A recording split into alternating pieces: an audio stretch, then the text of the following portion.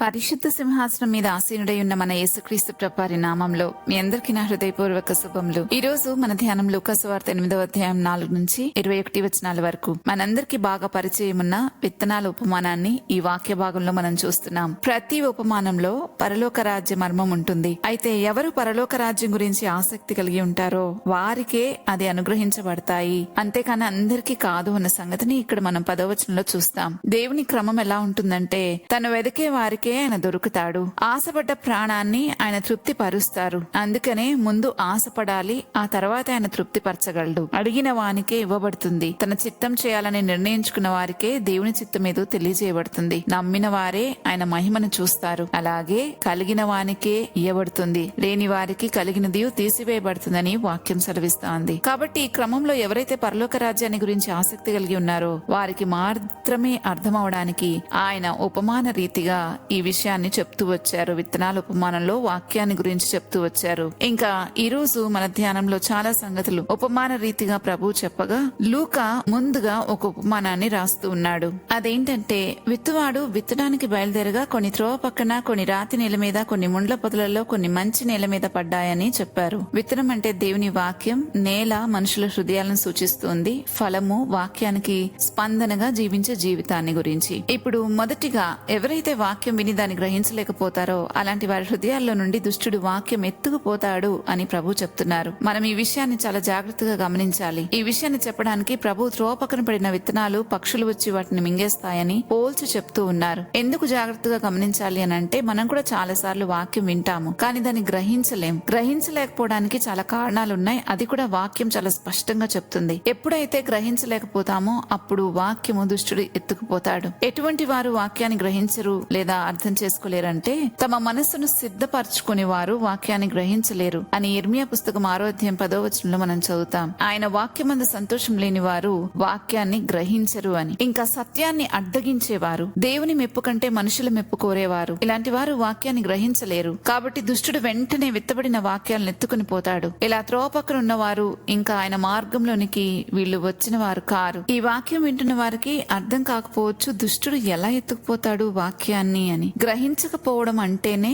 వాక్యము మన హృదయంలో నిలిచి ఉండలేదని అర్థం. ఒకవేళ గ్రహిస్తే అది మన హృదయంలో నిలిచి ఉంటుంది, గ్రహించకపోతే అది మన హృదయంలో నిలిచి ఉండదు. అందుకని ఎప్పుడైనా సామాన్యంగా ఈ విషయాన్ని అర్థం చేసుకోవాలంటే మీరు గమనించండి, బాగా చదువుకుంటున్న పిల్లల్లో అర్థం చేసుకోకుండా దాన్ని బట్టి కొడితే ఆ కొంచెం సేపు అది వారికి గుర్తుంటదేమో, కానీ తర్వాత దాని సారాంశం ఏమీ వారి జీవితంలో కనబడదు. ఒకవేళ చదువుకుంటున్న చదువును అర్థం చేసుకుని చదివితే అది వారికి జీవితాంతం గుర్తుండేలాగా ఉంటుంది. ఇక్కడ కూడా అదే. మనం కనుక వాక్యాన్ని వినేటప్పుడు దాన్ని అర్థం చేసుకోవడానికి ప్రయత్నించకుండా ఏదో ఒక ఆలోచనతో మనం అక్కడ కూర్చుని ఉంటే, మన హృదయాన్ని సిద్ధపరచుకోకుండా వచ్చి అక్కడ కూర్చుని ఉంటే అది వాక్యాన్ని మనం గ్రహించలేం. గ్రహించినప్పుడు వెంటనే అది మన హృదయంలో నుంచి తొలగిపోతుంది. వేరొక లోకానుసారమైన సంభాషణలు, లోకానుసారమైన విషయాలతో మన హృదయం నింపబడి ఉంటుంది. అప్పుడు వాక్యానికి మన హృదయంలో చోటు ఉండదు. దీన్నే ప్రభు ఇక్కడ అంటున్నారు. కాబట్టి మనం వాక్యం వింటున్నాము అని అంటే మన హృదయాన్ని సిద్ధపరచుకుని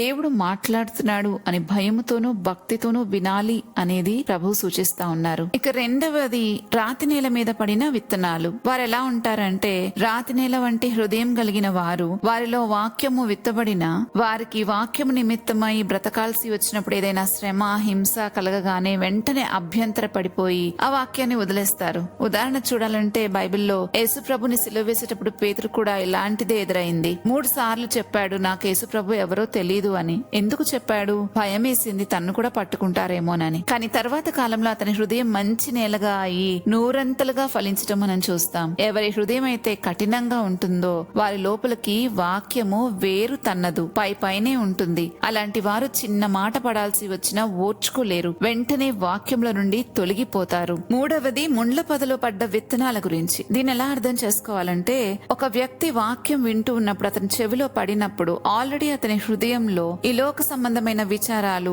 ధన వ్యామోహాలు, అంటే ధనాన్ని ఎలా సంపాదించాలి, దాన్ని ఎలా కూడబెట్టాలి, ఎలా ప్రొటెక్ట్ చేయాలి, ఇలా గనక ఆలోచనలు ఉంటూ ఉంటే వాక్యం గురించి ఆలోచించడానికి ఈ ఆలోచనలు అనుమతించవు. కాబట్టి ఈ ఆలోచనలు అంటే ఐహిక విచారానికి సంబంధించినవి, ధనమోహానికి సంబంధించిన ఆలోచనలు చాలా డామినేట్ చేస్తా ఉంటాయి. అప్పుడు దేవుని వాక్యము మన హృదయంలో నిలవటానికి, గ్రహించడానికి అవకాశం ఉండదు. అవి అణిచేస్తాయి. కొంత మట్టుకు అది ఉన్నప్పటికీ కూడా మనం వాక్యం సంఘంలో విని ఇంటికి వెళ్లేసరికి ఈ ఆలోచనలే మన హృదయంలో డామినేట్ చేస్తూ ఉంటాయి గనక వాక్యానికి సంబంధించినవన్నిటిని అణిచేస్తా ఉంటాయి. దేవుని ప్రణాళికేమో ప్రతి ఒక్కరూ నిత్య జీవంలో ఉండాలని, ఆయన గొప్ప ప్రణాళిక అది. కానీ ఆ ప్రణాళికను అర్థం చేసుకోకుండా మనం గనక దేవుని వాక్యాన్ని వింటూ ఉంటే అసలైన సత్యం మనకు ఎప్పటికీ అర్థం కాదు. సత్యాన్ని గ్రహించలేం కూడా. సత్యం తెలియదు గనక ఆ వాక్యం కొంతకాలం మనలో ఉంటుంది గాని ఏదైనా కొంచెం ఇలాంటి విచారాలు వాటిని అణిచివేసినప్పుడు ఇక ఎప్పటికీ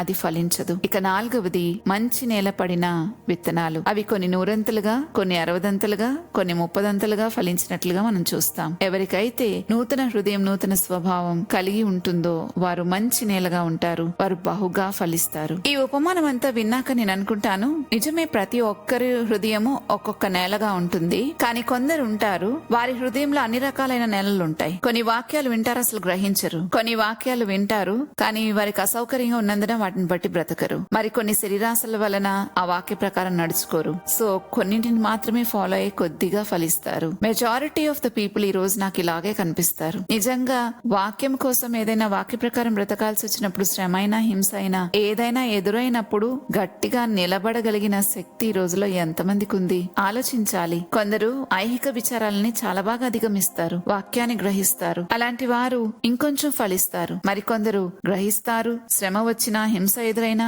ఐహిక విచారాలు, ధనమోహాలు వాళ్ళ నుండి తీసివేసుకుని ప్రతి వాక్య ప్రకారం నడుచుకుంటారు. అలాంటి వారు 100ంతలు ఫలిస్తారు. మనం ఏ స్టేజ్ లో ఉన్నాం ఒక్కసారి మనల్ని మనం ఆనెస్ట్ గా చూసుకుంటే తెలుస్తుంది. అంటే సత్యంగా నువ్వు అర్థం చేసుకుంటే ఏ కేటగిరీలో మనం ఉన్నామో మనకు అర్థమవుతుంది. ఒకవేళ ఫలించకపోతే ప్రభు అంటున్నారు కదా, నువ్వెవరో నేను ఎరగను అని అంటారు. ఆ మాట చాలా తీవ్రమైన మాట. అది తీర్పుకు సంబంధించిన మాట. కాబట్టి ఆ మాటను ఎదుర్కోక మున్పే దేవుని వాక్య ప్రకారం బ్రతికితే, ఫలిస్తే అది మనకే క్షేమం. ఇంకా తర్వాత 16 నుండి 21 వచనాల్లో చూస్తే ప్రభు అంటున్నారు, ఎవరునూ దీపం ముట్టించి పాత్రతో కప్పివేయరు, కానీ అందరికి వెలిగివ్వటానికి అది దీపస్తంభం మీదనే పెడతారు అని. కాబట్టి మన జీవితాలు అందరికీ వెలిగివ్వటానికే ప్రభు మనల్ని వెలిగించారు. వెలుగులో రహస్యమైనవి, మరుగైనవి ఏవి ఉండవు. మన జీవితాలు వెలుగులాగా ఉండాలని, మనం లోకానికి వెలుగై ఉండాలని ప్రభు కోరుకున్నారు. ఇంకా 18వ వచనంలో ప్రభు అంటున్నారు, ఒక విషయంలో మనల్ని హెచ్చరిస్తున్నారు, ఎలా వింటున్నారో జాగ్రత్త అని. విని ఫలించే వారికైతే ఇంకా ఇంకా ప్రత్యక్షతలు ఇవ్వబడతాయి. ఫలించని వారికి ఉంది అన్నది కూడా తీసివేయబడుతుందని హెచ్చరిస్తా ఉన్నారు. ఈ ఉపమానం చెప్తూ ఉండగా ఆయన తల్లి, సహోదరులు ఆయన దగ్గరకు వచ్చారని ప్రభుకి కబురు అందిస్తే ప్రభు అంటున్నారు, దేవుని వాక్యం విని దాని ప్రకారం జరిగించి వారే నా తల్లియు నా సహోదరులని. దేవుని వాక్య ప్రకారం జీవించే వారిని ప్రభు ఎంత గణపరుస్తున్నారో మనం గమనించాలి. ప్రభు దృష్టికి గొప్పవారిగా ఉండాలంటే ఆయన వాక్య ప్రకారం జీవిస్తే చాలు. ఆయన వాక్య ప్రకారం జీవించటానికి ముందుగా మన హృదయాలు సిద్ధపరచుకుని, గ్రహించి వాక్యాన్ని, హృదయంలో ఉన్న కాఠిన్యాన్ని తొలగించుకుని, విచారాలు, వ్యామోహాలు ఏమీ లేకుండా వాక్యాన్ని స్పష్టంగా ఉన్నది ఉన్నట్టుగా గ్రహించగలిగితే మనం నిజంగా ప్రభు మెప్పు పొందుకోవడమే కాకుండా ఎంతో క్షేమంగా బ్రతకగలుగుతాం. ప్రార్థించుకుందామా? పరిశుద్ధుడైన మా తండ్రి, నీకు స్తోత్రాలు చెల్లిస్తున్నాం ప్రభా. మా హృదయంలో వాక్యాన్ని విత్తుతున్నందుకు నీకు స్తోత్రాలు. విత్తువానికి విత్తనమును, తినడానికి ఆహారము దయచేసే దేవుడవు నీవు. ఈ వాక్యాహారాన్ని కూడా మాకు భుజించడానికి ఇస్తున్నందుకు నీ కృతజ్ఞతాస్తుతులు చెల్లిస్తున్నాం నాయన. నీవే మాట్లాడకపోతే నీ సంగతులేంటో మాకు ఎప్పటికీ అర్థమయ్యేవి కావు తండ్రి. నీకెంతో దూరంగా ఉండేవారు. ఇప్పుడైతే మాకు చాలా వెసులుబాటు ఉంది. నీ సంగతులు తెలుసుకోవడానికి, గ్రహించడానికి ఎంతో అవకాశం ఉంది. దీన్ని సద్వినియోగం చేసుకోవడానికి మీరే సహాయం చేయండి. పరిశుద్ధాత్మ శక్తి ద్వారా నీ లేఖనాల్లోని ప్రతి ప్రత్యక్షతను పొందుకోవడానికి, నీ స్వరూపంలోనికి మార్చబడటానికి మీ కృపను మా పైన కుమ్మరించమని ప్రాధేయపడుతూ యేసుక్రీస్తు ప్రభువారి నామంలో వేడుకుంటున్నాము తండ్రి. ఆమెన్. రేపటి ధ్యానంలో మరలా తిరిగి కలుద్దాం. అంతవరకు దేవుని కృప మనందరికీ తోడైనను గాక. ఆమెన్.